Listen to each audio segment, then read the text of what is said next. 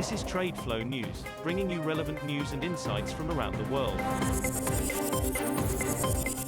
TradeFlow News, enabling trade for SMEs and economies worldwide. These are some of the key topics that we will be looking into in today's program.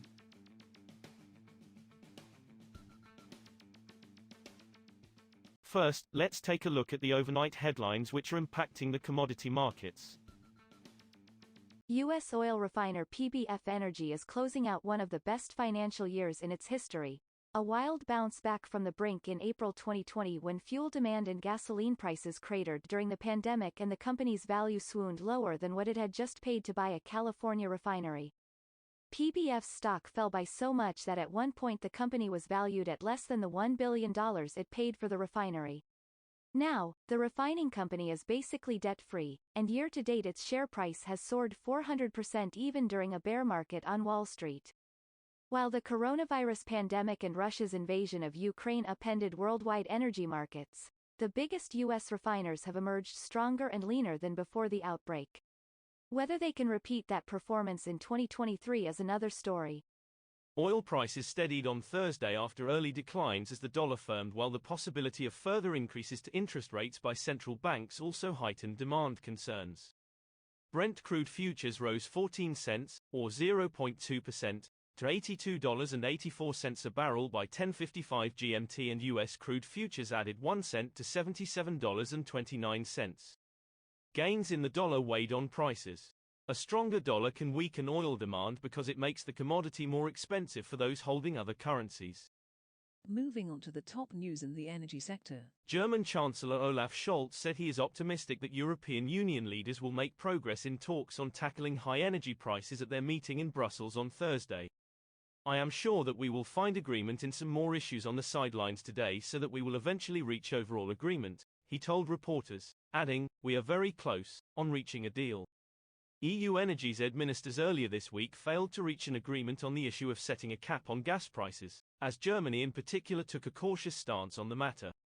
Goldman Sachs slashed its oil price forecasts for 2023, saying it sees a market surplus early next year, easing risks of winter price spikes. The Wall Street Bank, in a note dated Tuesday, cut its Brent oil forecasts for the first and second quarter of 2023 to $90 and $95 a barrel from $115 and $105 per barrel respectively. The bank said there was less risk of oil prices spiking this winter, with China consuming less than previously expected, Russia exporting near pre-war levels, and production issues easing in Kazakhstan and Nigeria. Next, we have the top news in metal markets. China's primary aluminium production in November climbed 9.4% from a year earlier as looser power restrictions allowed some regions to ramp up output and as new smelters started operation. The world's top aluminium producer churned out 3.41 million tons of primary aluminium last month, according to data from the National Bureau of Statistics. China's output has risen in each of the last 9 months compared with year-ago figures, after strict electricity usage restrictions in 2021 had caused significant declines in output. Dalian iron ore futures hit a fresh 6-month high on Thursday, while the Singapore benchmark price for the steelmaking ingredient climbed above $110 a ton, propelled by brightening demand prospects in top steel producer China. As the Chinese economy faces risks from rapidly spreading COVID-19 infections and a bleak outlook for global growth, policymakers are aiming to boost the scale of consumption and investment, the official Xinhua news agency said on Wednesday.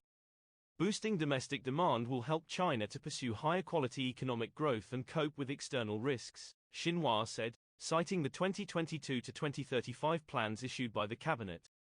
We will now look at the top news in the agricultural sector. A major Argentine grains exchange cut its wheat production forecast for the 2022-23 season by about 3% on Wednesday, after the crop suffered in drought and late-season frosts during the start of the Southern Hemisphere spring. The Rosario Grains Exchange sees the wheat harvest at around 11.5 million tons, down from a previous estimate of 11.8 million tons. Argentina is a top global wheat supplier, primarily shipping to Brazil and Indonesia, and a leading exporter of soybean oil and meal and corn. That is all for today's news on commodity markets. Stay tuned to TradeFlow News as we continue to provide you with more updates.